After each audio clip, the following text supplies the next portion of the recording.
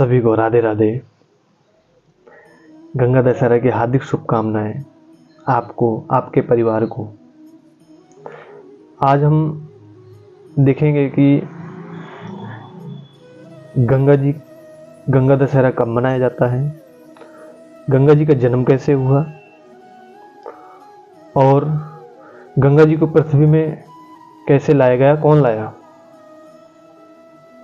और एक बहुत विशेष जानकारी बहुत आपके लिए, कल से 9 से 10 लाइव इसी यूट्यूब चैनल में होंगे, तो अपने जन्म तिथि वगैरह सेंड करोगे तो आपकी कुंडली देखी जाएगी। तो आज जो ज्येष्ठ मास की शुक्ल पक्ष की 10वीं तिथि को गंगा दशहरा कहते हैं। अब इनका जन्म कैसे हुआ, अब इनका जन्म कैसे हुआ। जो वामन भगवान थे उन्होंने 3 पग में बहुत कुछ नाप दिया था, उसकी भी थोड़ा सा कहानी जानेंगे, वो भी कथा। तो वामन भगवान जो थे उन्होंने पहले पग में पाताल लोक तक नाप दिया था। पाताल लोक में जैसे ही उनका पैर गया तो अब जिस प्रकार से आलू हम छीलते हैं ना, जिसमें स्क्रैच पड़ जाते हैं, जिस प्रकार का हम वो लेते हैं, क्या बोलते हैं, चाकू लेते हैं, उसी प्रकार का वहां पर दाग पड़ जाता है। उसी प्रकार उनके जब चरण उनके पाताल लोक में गए तब उनके स्क्रैच पड़ गया था पृथ्वी मैया पे। अंदर तक जैसे गए ना तो स्क्रैच पड़ गया था। तब जो कालिंद्री ग्रह, कालिंद्री पर्वत, ग्रह नहीं पर्वत, उधर से उनका यमुना जी का संचालन हुआ। तो वहां पर यमुना जी का जन्म हुआ जब उनका पग उन्होंने रखा था। अब दूसरा पग रखा तो ब्रह्मा जी से निकलते हुए गया, तो ब्रह्मा जी ने उन्होंने अपने चरण धोए, उनके ब्रह्मा जी वामन भगवान के चरण धुले। तो जब चरण धुले तब अपने कमंडल से जब धोए तब ब्रह्मांडी के कमंडल में जाके उस चरण पादुका गिरा। उनके कमंडल का नाम था गंगा, उनके जो कमंडल था उनका नाम था गंगा। तो वो जो चरण पादुका गिरा गंगा के जो उनके ब्रह्मांडी के कमंडल का नाम था गंगा, तो उस कमंडल का जब गंगा नाम था तो उसका ही गंगा जल नाम पड़ गया, जो गिरा उनके चरणों से, चरण पादुका जो गिरी। तो गंगा जी का जन्म इस प्रकार से हुआ। अब जब वो शंकर जी तक गया था पैर, शिव जी भी ध्यान में लगे हुए थे, तब वहां पर सरिता नाम की एक कन्या का जन्म हुआ। तब उस कन्या को उस ब्रह्मा जी के कमंडल में रखा गया था जो खाली हो गया था उनके चरण धोने से। तब उनके ब्रह्मा जी के कमंडल का नाम है नर्मदा। तब नर्मदा जो नदी है वो उनकी कहानी, उनका जन्म हुआ है, आई बाद में है वो। अब उस प्रकार जो ऋषि भगत जी, ऋषि भागीरथी जो ऋषि थे, उन्होंने घोर तपस्या करने के बाद ब्रह्मा जी को प्रसन्न किया। ब्रह्मा जी से फिर उन्होंने वरदान मांगा कि गंगा जी को पृथ्वी में उतारा जाए। तब ब्रह्मा जी ने कहा कि इस पृथ्वी में इतनी समर्थता, इतनी ताकत नहीं है जो कि झेल सके।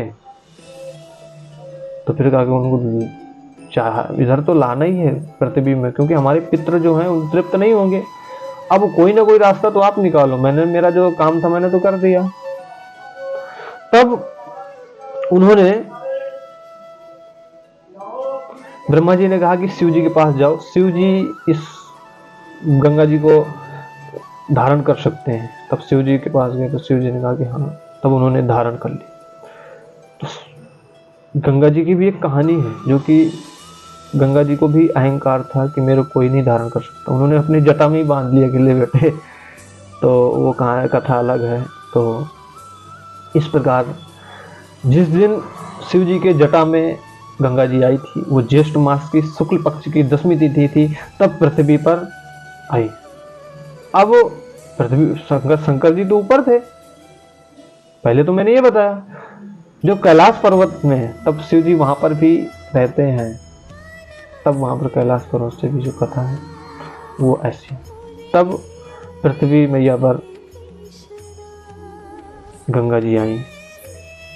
अब बात आई आपकी कि आप कुंडली में क्या देखना है, तो क्या चाहिए, कुछ ना कुछ तो चाहिए, क्योंकि हम बागेश्वर धाम तो है नहीं कि सीधा ही पहुंच जाओ तो हम बता देंगे, वो सिद्धियां है नहीं। तो अपने को जन्म तिथि वगैरह सेंड करोगे तो कुंडली आपकी देखी जाएगी। अब इसमें चाहिए क्या, 3 चीजें चाहिए। पहले आपको 3 प्रश्न उनके बताए कि गंगा जी का जन्म कैसे हुआ, और गंगा जी का कौन से मनाया जाता है, गंगा जी का जन्म।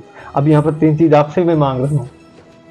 तो आप आपकी तारीख, महीना, सन, टाइम और कौन से लोकेशन में जन्म हुआ, तो उसका प्रदेश का या जिला का नाम डालो, क्योंकि हमको सूर्योदय लेना है। ऐसा कुछ हुआ आपको नहीं पता बाकी। तो इस प्रकार से कल से 9 बजे से लेकर के 10 बजे के बीच में, आज ही वैसे तो यूट्यूब में लाइव होना था, वो थोड़ा सा यूट्यूब की कुछ अपने भी वो हैं, तो 24 घंटे के लिए कुछ बोला गया है। तो कल से यूट्यूब में लाइव आते हैं, और सभी के प्रश्न जो भी त्योहारों के कुछ ना पता हो तो आप कमेंट में डाल सकते हो। कोशिश करेंगे उसकी वीडियो बनाएं, पर जैसे जैसे त्यौहार आते जाएंगे हम उनकी वीडियो बनाते जाएंगे। और सनातन धर्म से जो भी कुछ जानना चाहो तो आप जानते हो क्या करना है। और इसी प्रकार से कथाएं आदि जो छोटी छोटी कई बार घर के विषय में नहीं पता होती, तो कोशिश करेंगे हम डालते रहें। कि जैसे मम्मी लोग कहती हैं, दादी लोग कहते हैं कि लेट के नहीं पानी पीना, ऐसे तो कुछ भी जो मन में आए ना आप पूछ सकते हो बेहिचक, और आपका प्रश्न का जवाब दिया जाएगा। ये तो मैं खुद ही दे दूंगा, क्योंकि तुम तो इतने क्योंकि लोग ना यहाँ पर सनातन धर्म में जो बोल देते तो वही है, यहाँ पर खुद तो पढ़ना नहीं होता। क्योंकि सनातन धर्म क्यों पीछे हो रहा है, क्योंकि जो 18 पुराण है, 18 पुराण में कोई भी एक पुराण पढ़ लो, कोई जरूरत नहीं तुम्हें कुछ किसी के सुनने की, मेरी भी कथा सुनने की जरूरत नहीं है, फिर किसी और कथा सुनने की जरूरत नहीं, तुम सिर्फ रामायण ही पढ़ लो, रामायण में ही खो जाओ, काम खत्म। इसमें ही तुम्हारा बहुत कुछ हो जाना है। रामायण पढ़ लो, गीता पढ़ लो, कितने पुराण है अपने, किन किन, लिंग पुराण, शिव पुराण, और बहुत पुराण है, गरुड़ पुराण, कुछ भी एक चीज पढ़ लो, उसी को चल लो, उसी पर आपका जीवन धन्य हो जाएगा। किसी की सुनने की जरूरत नहीं है। चलो वो अलग विषय बात है। आपकी जो भी प्रश्न है आपको दिए जाएंगे, और कोशिश करें शिव जी में 1 लोटा जल चढ़ाएं। जल चढ़ाने से आपके जितने रोग हैं वो विनाश होंगे। और सभी को राधे राधे।